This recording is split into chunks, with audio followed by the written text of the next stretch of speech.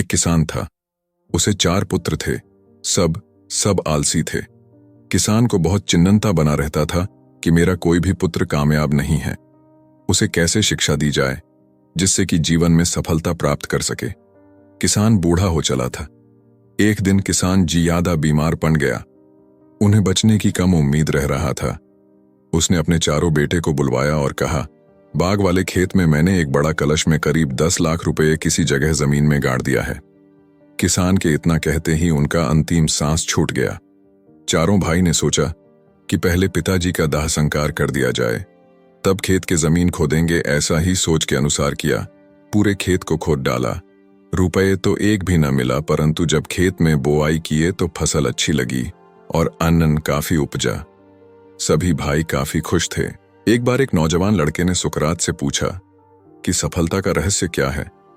सुकरात ने उस लड़के से कहा कि तुम कल मुझे नदी के किनारे मिलो। वो मिले।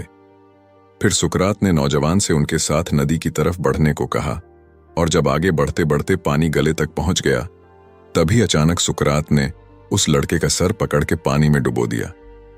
लड़का बाहर निकलने के लिए संघर्ष करने लगा, लेकिन सुकरात ताकतवर थे और उसे तब तक डुबोए रखे जब तक कि वो नीला नहीं पड़ने लगा। फिर सुकरात ने उसका सर पानी से बाहर निकाल दिया, और बाहर निकलते ही जो चीज उस लड़के ने सबसे पहले की वो थी हौफते हांफते तेजी से सांस लेना। सुकरात ने पूछा, जब तुम वहां थे तो तुम सबसे ज्यादा क्या चाहते थे? लड़के ने उत्तर दिया, सांस लेना। सुकरात ने कहा, यही सफलता का रहस्य है। जब तुम सफलता को उतनी ही बुरी तरह से चाहोगे जितना कि तुम सांस लेना चाहते थे, तो वो तुम्हें मिल जाएगी। इसके अलावा और कोई रहस्य नहीं है। हमें हमेशा सोच समझकर मुंह से शब्द निकालनी चाहिए, क्योंकि बोले हुए शब्द वापस नहीं आते हैं। आइए इस बात को इस कहने के माध्यम से समझते हैं। एक बार एक किसान ने अपने पड़ोसी को भला बुरा कह दिया, पर जब बाद में उसे अपनी गलती का एहसास हुआ तो वह एक संत के पास गया। उसने संत से अपने शब्द वापस लेने का उपाय पूछा।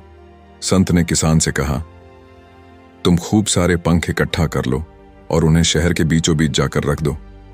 किसान ने ऐसा ही किया और फिर संत के पास पहुंच गया। तब संत ने कहा, अब जाओ और उन पंखों को इकट्ठा करके वापस ले आओ। किसान वापस गया, पर तब तक सारे पंख हवा से इधर उधर उड़ चुके थे और किसान खाली हाथ संत के पास पहुंचा। तब संत ने उससे कहा कि ठीक ऐसा ही तुम्हारे द्वारा कहे गए शब्दों के साथ होता है। तुम आसानी से इन्हें अपने मुख से निकाल तो सकते हो, पर चाहकर भी वापस नहीं ले सकते। इस कहानी से हमें यही सीख मिलती है कि जब आप किसी को बुरा कहते हैं तो वह उसे कष्ट पहुंचाने के लिए होता है, पर बाद में वो आप ही को अधिक कष्ट देता है। खुद को कष्ट देने से क्या लाभ? इससे अच्छा तो है कि चुप रहा जाए।